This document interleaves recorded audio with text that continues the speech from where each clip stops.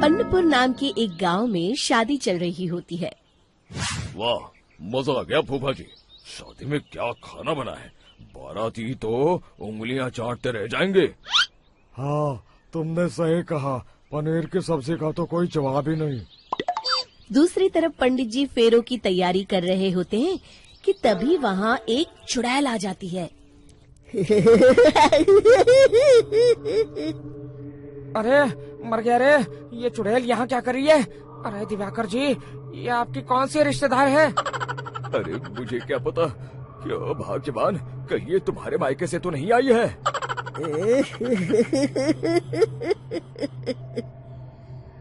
तुम लोगों की इस गांव में बारात लाने की हिम्मत कैसे हुई? मेरे रहते इस गांव में किसी की शादी नहीं हो सकती। अब तुम लोग देखो मैं क्या करती हूँ। अरे मर गया रे, मैंने सुना है ये जबान की पक्की है। भागो रे भागो, वरना ये चुड़ैल किसी को नहीं छोड़ेगी। हाँ, तुम सही कहते हो मोहन भाई, यहाँ से भाग लेने में ही हम सबकी भलाई है। देखते ही देखते शादी के मंडप में भगदड़ मच जाती है और चुड़ैल सब कुछ उजाड़ कर रख देती है। फिर एक दिन मोहन की शादी तय हो जाती है।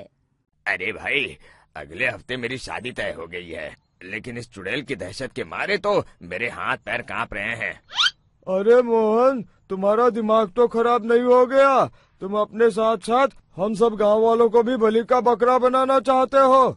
उस चुड़ैल के रहते तुमने अपनी शादी के बारे में सोच भी कैसे लिया? देखो गोपाल, डर तो मुझे भी लग रहा है, लेकिन उस चुड़ैल के डर से मैं जिंदगी भर कुंवारा तो नहीं रह सकता। तभी वहाँ मोहन के होने वाले ससुर आ जाते हैं। अरे ससुर जी, आप? देखो, अब तक मैं तुम्हारा ससुर बना नहीं हूँ और शायद बनूंगा भी नहीं। ये आप क्या कह रहे हैं? मैंने तो शादी का कोड भी सिलवा लिया है। मैं अपनी बेटी की शादी किसी अच्छे गांव में कराना चाहता हूँ। तुम्हारा गांव तो भूतिया गांव है। मैं तो क्या, अब तो कोई भी अपनी लड़की इस गांव वालों को नहीं देगा। इस तरह चुड़ैल के डर से उस गांव में किसी की भी शादी नहीं हो पाती।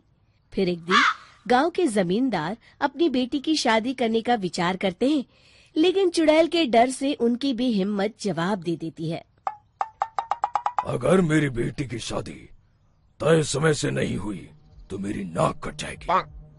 मुझे कुछ करना ही होगा।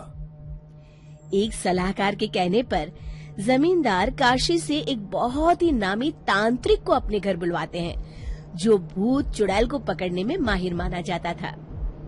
जमींदार साहब, आप चिंता मत करिए। इस गांव की सीमा में प्रवेश करते ही मुझे उस चुड़ैल के बारे में सब पता चल गया था।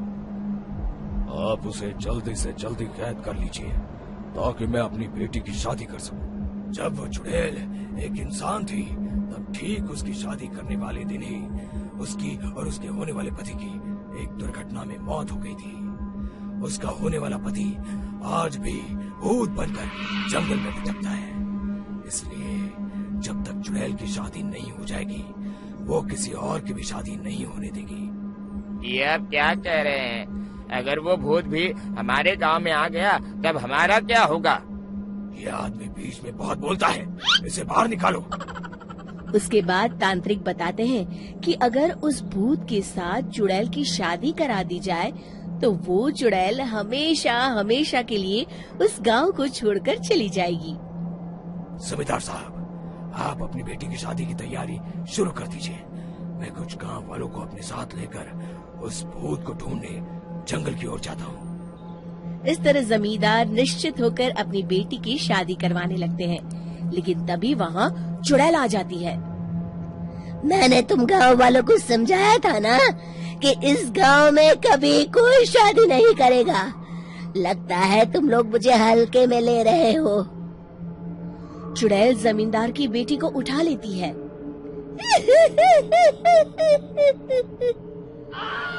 अब देखती हूँ बिना दुल्हन के तुम लोग शादी कैसे करोगे। मैं इसे अपने साथ ले जा रही हूँ।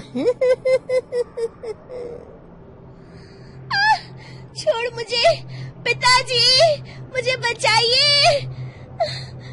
अरे कोई मेरी बेटी को बचाओ। तभी तांत्रिक उस भूत को लेकर वहाँ पहुँचता है। अरे भाग्यवान, रुको, इन मासूमों को परेशान मत करो, मैं आ गया हूँ, अब तुम मेरे साथ चलो। चुड़ैल बहुत खुश हो जाती है। आप आ गए, चलिए अब हम मंदिर में चलकर शादी कर लेते हैं।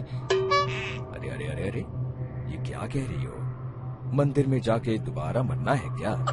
चलो, आज से हम जंगल में रहेंगे। चुड़ैल चली गई, अब मेरी शादी हो जाएगी। इस तरह सभी गांव वाले खुशी से झूमने लगते हैं।